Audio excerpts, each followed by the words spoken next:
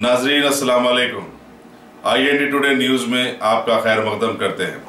आइए देखते हैं ये तफसीलात। हमारे मौजूदा समाज में वायरल वीडियोस का चलन एक आम सा हो गया है।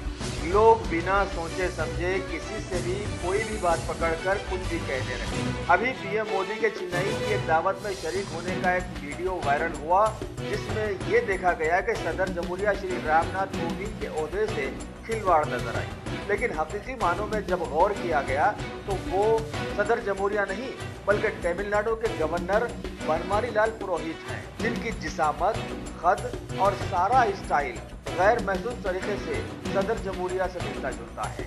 तो भाई थोड़ा सा ख्याल जरूर रखिएगा कि भारत ने अभी इतनी तरक्की नहीं की किसी भी बड़ी कुर्सी की मर्यादा को भी भूल जाए।